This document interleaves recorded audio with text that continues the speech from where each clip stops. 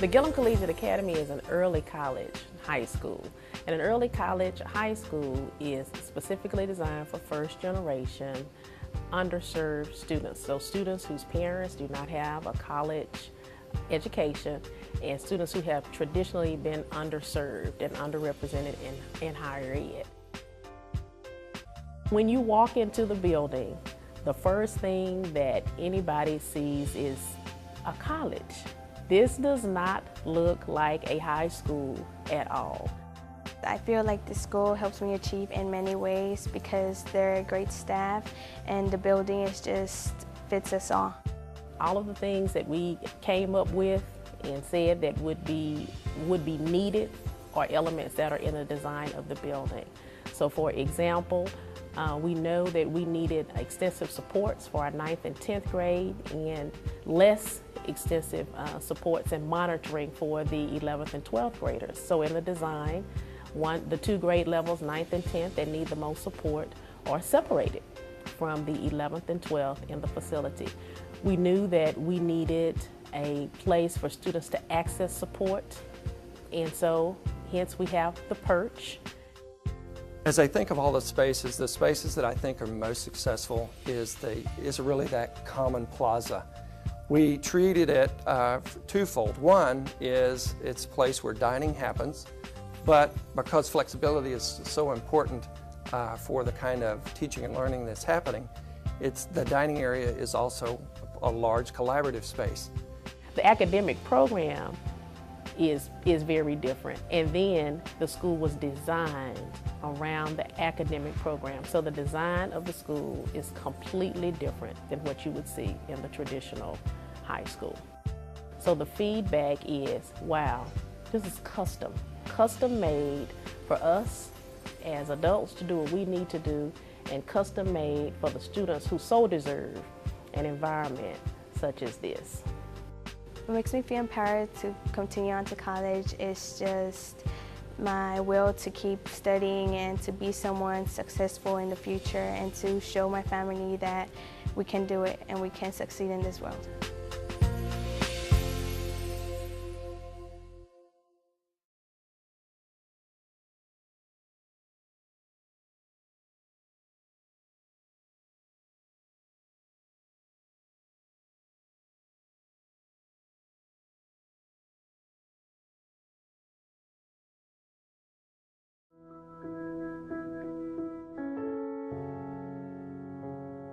Today we find ourselves on the back end of a natural disaster that wrought more chaos and havoc than we've ever seen before in our lives.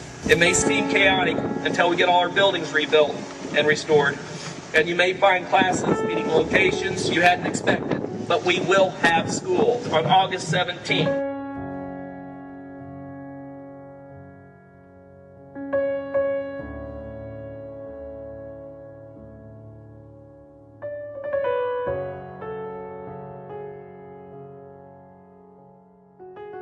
The first thing we wanted to do was make sure that all of our students and our faculty members and staff members were well. The next thing was trying to figure out what we were going to do to have school.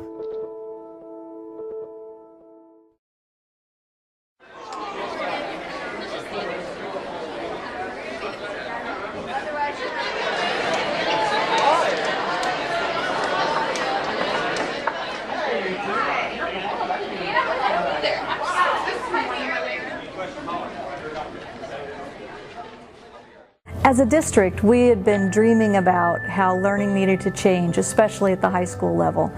And we'd been looking at 21st century learning and the kinds of things that goes along with it, but we weren't exactly sure how we were going to get there with our old building. Kids just learn differently than they used to. Relating everything to real world, the kids can relate better to whatever we're doing with the project.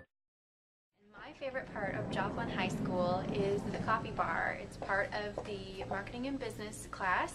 The students will run the coffee bar as part of their classroom, and they're going to learn how business operates, which I think is a great component of how versatile our school is and how they're going to really use it, a hands-on approach to learn how a business runs. We're going to have places where students can sit and socialize and sell t-shirts right around the corner, and it'll just be a great atmosphere. The favorite part of Joplin High School to me is the student think tanks. I love the space and the opportunity the kids will have to use them in any way they want. I think the think tank itself is a place that you can come and be quiet, or you can be loud. It can be a group activity, or it can be individual. My favorite part of Joplin High School is the IT support space. Every student here at Joplin is going to have a laptop computer instead of carrying books all around the high school, and this is a place where they're going to be able to support one another or get support with whatever issue they're having. This project was rewarding for me because it feels like the students are going to be able to get back to their normal environment in their school, more of a learning environment, and be able to come here every day excited to learn. I wish I could come to school here and learn every day. My favorite spot is the portals, which are the areas that connect to the info links, and they connect one end of the hallways from the one end of the school to the other, and they're kind of this, lowered ceiling area where you get this effect of the bluish light kind of coming through these polycarbonate panels. One of my favorite parts of the project had to be some of the social spaces, I think, in the design. These info links, some of the corridor spaces, a few of the interactive areas, I think, in the building that start to create triangulation with students and teachers, and creating these flexible learning areas that I think were a big asset to the design. Obviously, with the limited amount of square footage, we were really challenged to try to utilize every square inch of the project, and I think these were the spaces that really made it a success. Every space was used for education. Info links that we created where kids could come together. We wanted to challenge ourselves to create spaces that kids could really connect to. So you'll see different kinds of glass being used, lots of color. You'll see vinyl wall coloring that creates a sense of pride within this facility. Students told us a lot about what's called Eagle Alley. We tried to replicate some of those things that they were very close to and sensitive to that were in their old high school, and tried to create them in a symbolic gesture in this school as well. All the furniture is on casters. It all moves. They can reorient it. They can modify it. Walls open up. They swivel. You can write on the walls. And we're really trying to give an opportunity for students and teachers to collaborate with one another and be as innovative as they possibly can. From the first day that we opened the school, and the open houses and the astonishment on the kids' faces, and thinking about what they wouldn't have, and then finding what was a reality to have in our school, was amazing to see their expressions. No, it's not the school that they came from, but it is a different school, and it's given us an opportunity along with them to try new things. There's no question that the design of this building is helping in large part some of the design concepts of our new building.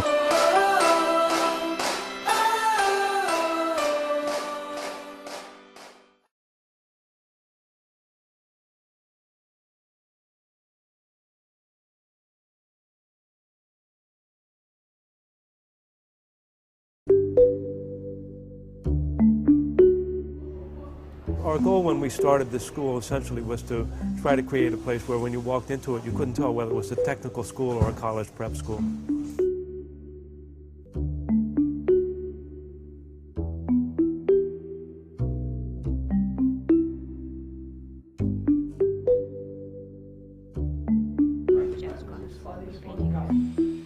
There are three axioms of public education in this country, particularly in high schools, and they are that you separate students from each other based on their perceived academic ability, you separate hands from minds, and you separate school from the world beyond. And we try to integrate those three things. We integrate students, we integrate the subjects, particularly technical and academic pursuits, and we try to integrate with the world beyond school as well. This thing doesn't line up. It takes about 6 weeks to build the robot. We don't just build the robot, we also compete as far as competition goes. Everything that we do, we put it all into a document, and we stand in front of the judges and say, look at us, this is what we do, this is, these are our achievements, and we kind of like try and say, like we're the best, and we want you to recognize that. We've had a 1,000% increase in girls this year, which was really cool. It's a really enjoyable thing, and it's great because it involves us in the community as well. These 21st century skills, these kind of employability skills, were really college prep skills as well. If we were able to pull together a program where we are asking kids to work in teams, to ask good questions, consider multiple perspectives in the work that they're doing, ask how things are connected, take big picture views and so forth, that we would be preparing them both for college and for careers. If you want it wider, you divide X by, so like 10. Ooh, that's perfect. I found this image by Basquiat that I really liked, so then I kind of broke it down into all possible math, which I pretty much just isolated parabolas and cylinders. So then I wrote like a page of notes about it and then projected it on and made 2 different compositions of my notes and then made the background. So I'm trying to emulate Basquiat, but also incorporating a bunch of math.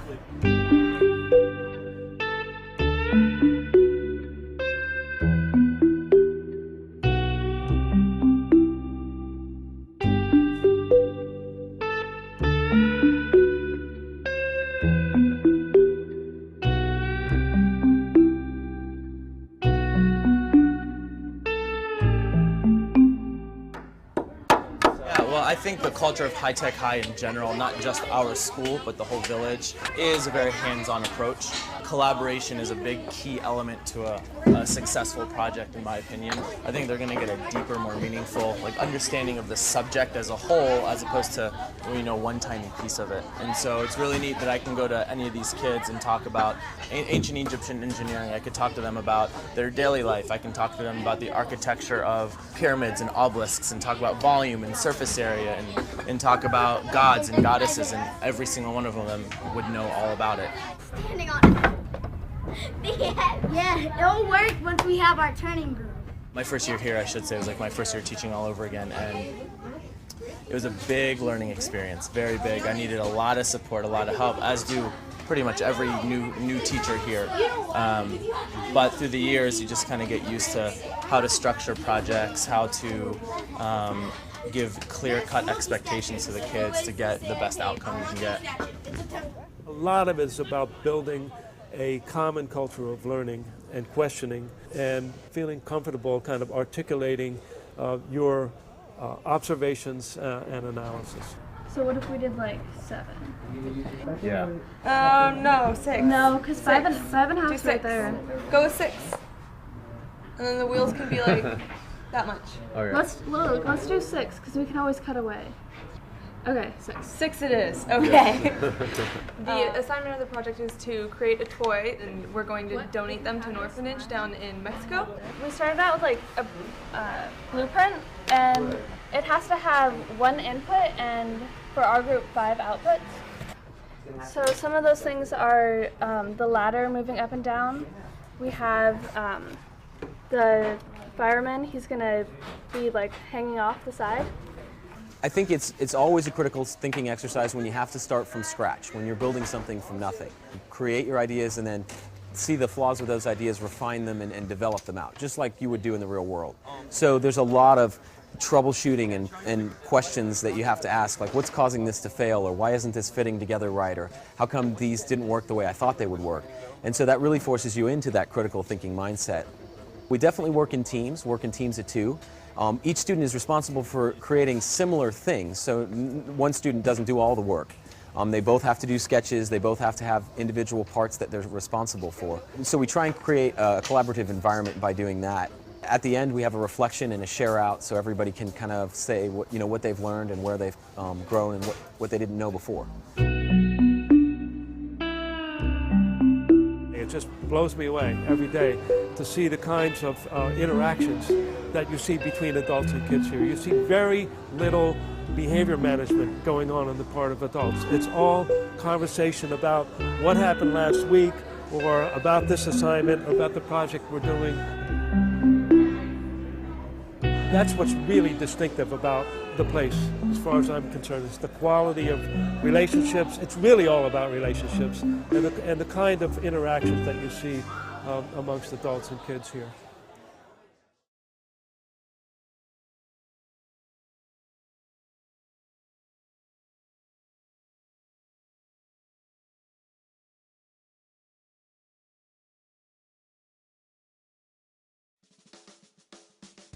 When I first found out we were getting a brand new school, I was overwhelmed. I didn't know that I would be going here yet, but I knew that it was going to bring a lot of change. And when I first saw the new campus, I was so surprised about how nice it was. It's awesome. It doesn't look like a school. It's very collegiate and, you know, cool, new, really hip, and I love it. When people walk into the building, they say things like, wow, what a great place to learn. I wish I had had that opportunity to go to a school like this. This really invites you in to be part of the learning process, and it's created a new way of being for Marysville. This project was pretty unique, particularly for our public school. The district had actually developed an educational vision well before the architect got involved. It was a whole new way of educating and learning, and we, from an architectural side, wanted to make sure that that was expressed the minute students stepped on campus.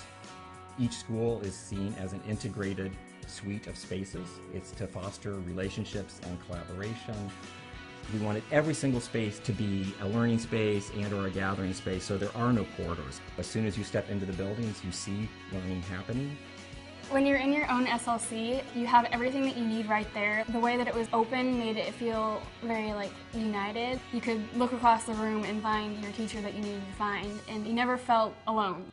Each of the learning communities have gathering areas where that entire school can get together as one group so that there is a fostering of community, and that spills outside. The focal point of this campus is the forest, and we went to great extremes in how we set the buildings to minimize the amount of grading so that we could actually save as much of the second growth forest on this site as possible. During my sophomore year, I had talked to a couple of the architects, and they really wanted to hear what I had to say. Now touring the campus, I saw a couple things and I was like, oh, that was my idea, that's so cool. I could say, you know, I helped design that building. There's a little piece of me in all of these buildings. The most amazing thing about this project, I think, is the scope of transformation. To see where this district was and the school that these kids were coming from. We went from a 50% graduation rate to a 57% graduation rate to a 77% graduation rate and an 89% extended graduation rate district-wide. My performance got way better once I switched to an SLC, and it definitely changed my path. It made me realize that I can do things I didn't know I could do before, and it was a lot different than any other school that I've been to.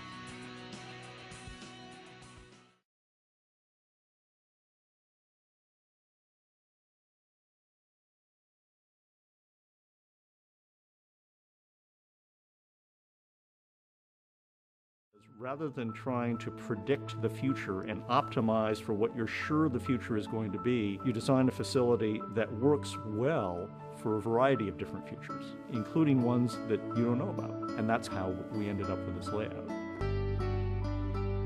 When you walk into our building, it's got a wow factor, but it's also got a community factor. Students wanted a sense of community, to have a place where they could see each other and be seen. So the Agora serves as the center of the school. Around the Agora are our career and technical education, special elective environments. So it is a marketplace of ideas, and that goes back to the ancient Greek term. I like it. I feel we can make more traditions now, we can do more things with the space, and we can come together more often. The old school was really disconnected.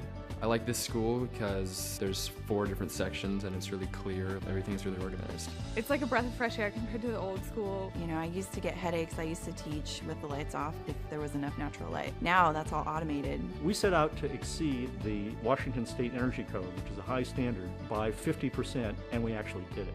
We tried to coordinate the daylighting with the placement of the lights. As more daylight comes in, these banks of lights actually dim down. We have light wells at the back and skylights in the upper floors. We did a passive ventilation system optimized so that we were going to have adequate ventilation, plenty of fresh air, good temperature control, and use the least amount of energy possible in heating the air and moving it around. The feeling was to enhance as much of the outside experience into the building as possible. The ventilation, the natural light, the windows, just enhance that particular community value. We put a lot of effort into working with the natural environment around us. All of the water off the Agora roof collects to a single gargoyle and then is used to recharge the wetland. Not only is it appealing to the eye, but we can have biology classes go out and take a look at flora and fauna in the area. It is a very unique building. They took a quantum leap in being able to reflect the values of the kids in the community in a brick and mortar structure. In the Edmond School District, we were called a lot of names, but we're a big family here at the school. We are open, we're very diverse,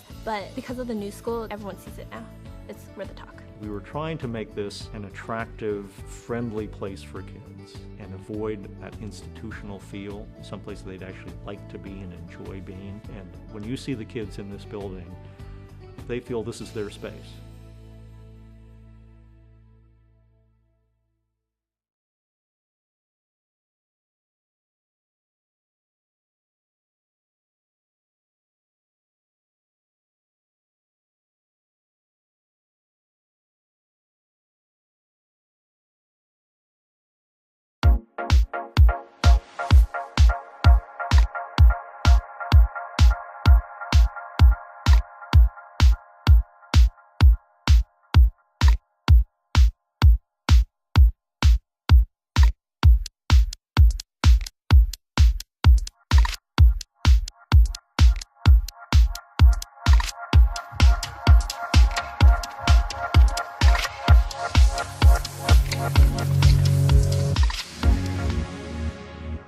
KIH is very different. It puts you in real world scenarios instead of just, like I said, giving you textbooks and stuff, and you are able to work with different people and learn to meet new people instead of just working with the same people over and over again, which is really realistic because in the real world you have to be able to work with new people. Well, I think it's a lot different because when you do your work, it's hard to contact your teachers. Any other schools you go to, you can't tell them until the next day, but if KIH, you can email your teachers, you can Skype them, you can chat with them on certain websites. Where instead of having to worry about worksheets or homework and all that stuff, we do projects, and it's cool because in a way it's kind of easier on the student because you do all of it basically at school and you get to work with your own peers to help you with it.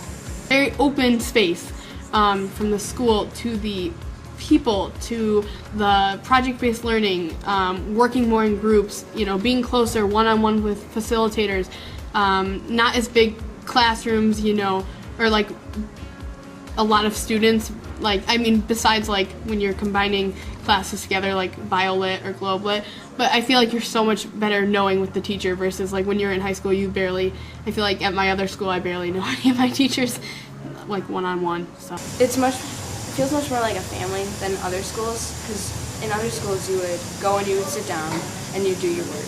But here you go and you sit down with a group of people and you work together on it. Like that's every day. There's the occasional project that you'll do it at regular schools, but here it's all the time.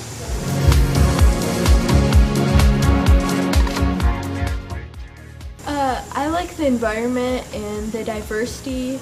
It's a lot different than any other high school you can go to.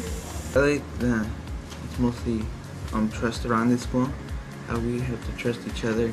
Yeah, okay, so the commons, they're the chairs are really comfortable, so it gives you a nice place to work, and usually it's really quiet because everyone's doing their work because the projects are fun to do.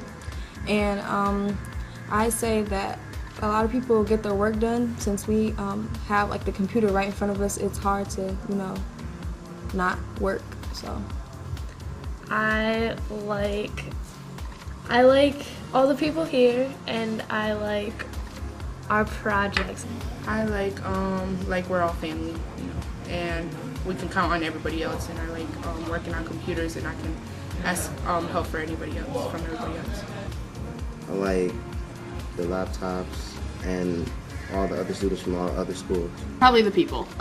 Learning, seeing new people and getting to know people from all around county is amazing. And, I know people now from Rockford. I know schools that I didn't even know.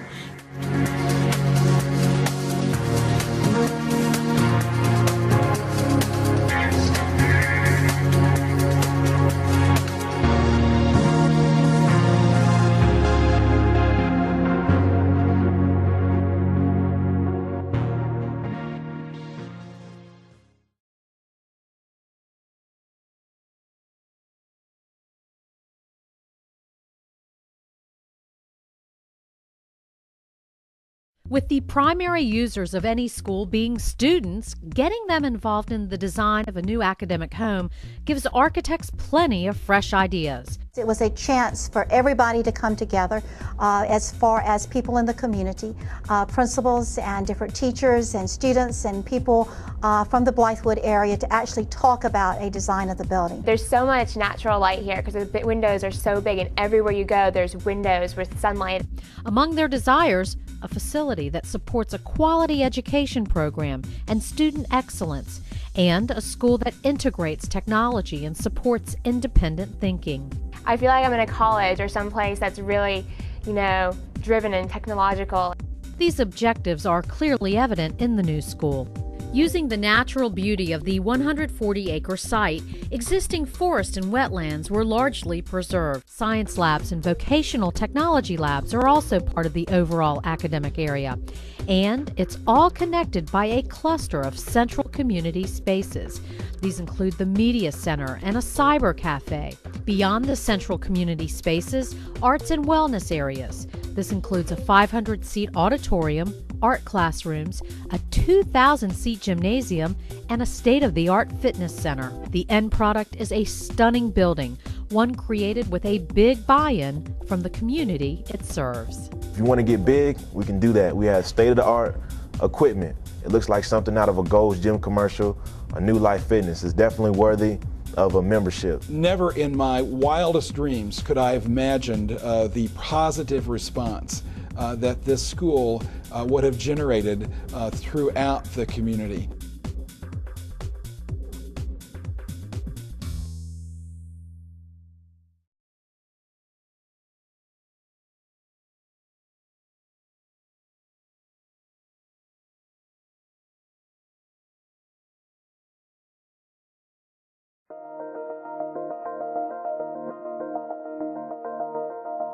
Students can tell you what they want and what they need, and they were very vocal about how they wanted the school to be different than others. We looked at a book called The World is Flat, and we tried to determine what kind of school students needed to be successful in the greater world. The community was very upfront with telling us that they had high expectations for the facility and how it performed, not only with the instruction and all of the programming, but how it interacted with the community. When you're planning a new project, I think it's very important to bring everyone on board. All the players need to be there, the community, the instructors, the architect, the planners, the ed spec writers. We came to the school together and it was built for us. We all felt that way. All of us worked tirelessly in collaboration to achieve this goal, which is magnificent when you see the students enjoying it and using it the way that everybody had anticipated. This idea that we want to prepare kids to be participants in a more global society yielded itself to the design and to the program delivery. Research has shown that natural lighting really has an effect on student performance, as well as increased ventilation and just a healthy environment. I feel like I'm learning more, especially with the higher technology. Everything's laid out nice and easy. Our students, our parents, our business community would say that we met the vision and that we're very pleased with the outcome of this school.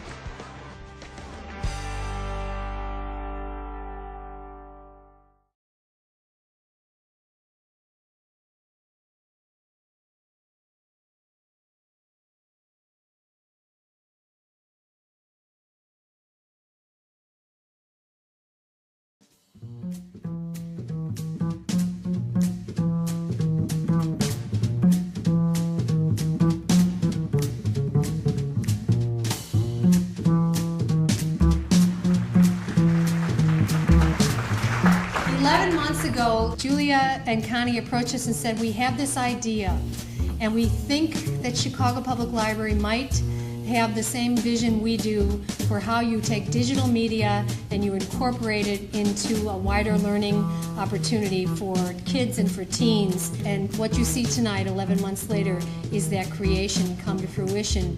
This space was really the brainchild of MacArthur Foundation. MacArthur did the concept, the design, the build-out, but the Pearson Foundation brought us the technology, and they are an invaluable partner in this.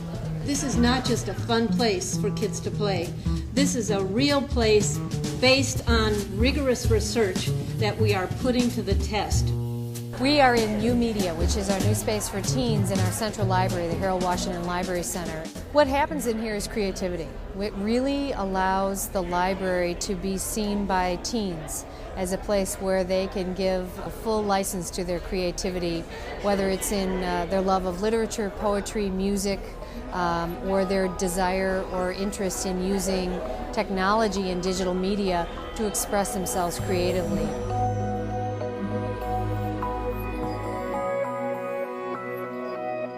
It sits at the hub downtown. It sits across from at least 4 to 5 universities. It sits at the intersection of all of our public transportations.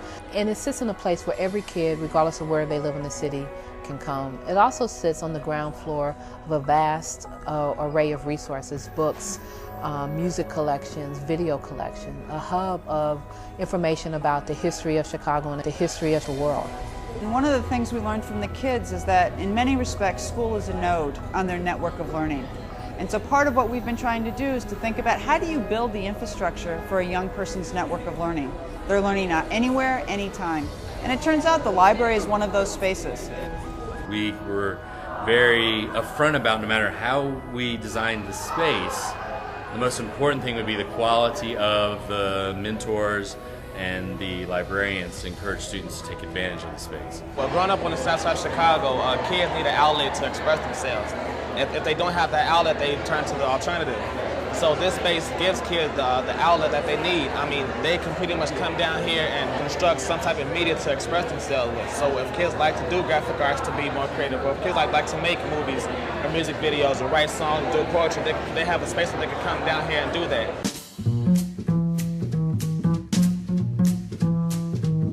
One of the things we've learned from the research is that kids learn best when they're following their own interests and their own passions. And we think every kid that walks in the door is going to have their own interests and passions. As soon as they start pursuing their interests, they're going to have a set of questions and want to get better at something. And that's the hook. That's the connection to a mentor who can say, you know what, here are some things that you can do. My future goal is to be a music producer and to start off in hip-hop, but not just staying there like forever. I want to go into different genres and learn about everything, so I just won't be stuck in one mindset. I think making sure you present students with the challenge of not just saying go deep into one field, one trajectory. So do more than just be an expert music producer, but also spend some time on your writing, spend some time exploring video production, game design, etc. So I think even if they don't do any of those, 5 years from now in terms of exploring a career path, there's definitely a skill set and a disposition that's built there that comes out of that process. So we try to maintain that in our programming in whatever context it may be. It really changes what the library means inside the community and what it means for the kids who come here.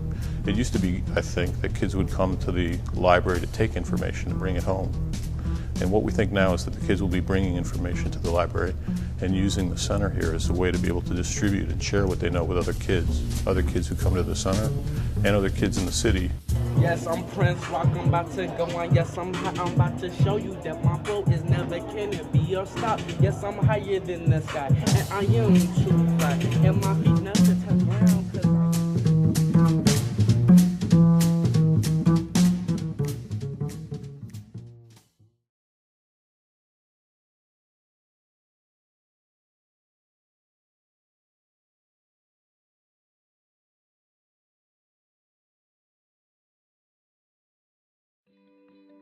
Savannah High School exemplifies a very transformational environment. They have made such tremendous gains in terms of transforming a school from top-down, standard-based driven to what do we need to do to ensure our students are prepared for post-secondary experiences. And really, we talk about college and career, really it's career, and offer those 21st century skills, offer those programs that lift up that skill set, ensuring that all students have access and that students really embrace 21st century thinking. AVID stands for Advancement via Individual Determination. It is an elective course, but the focus of it is taking the student in the middle. It takes these quote-unquote average kids and transforms them into college-bound kids. These are kids who might have never thought about going to college, the students who usually don't have the support at home, that don't have other support systems to get them not only through the college process, but through school and through life. The components of AVID include reading and writing strategies to help teach the students to be successful in college and those strategies that carry over into college. They also have tutorials where they are able to learn how to use the inquiry process to solve problems and be able to work through problems on their own. In AVID we have tutorial groups, and they base you together based on your subjects. With other students helping you solve your problem, it actually helps more than you would think, because you would think that people just tell you what to do, but no, we don't just tell them do this problem next, do this step next. We ask them questions about it to get them to actually think. Our kids are first generation. They don't have parents who understand the system. They don't have parents who have been through a college process. The AVID program is helping me get ready for college because I'm having the hands-on help to apply. Last year we had 5 students get accepted to UCLA from our AVID class. If they didn't have AVID, I don't believe that our students would have those opportunities.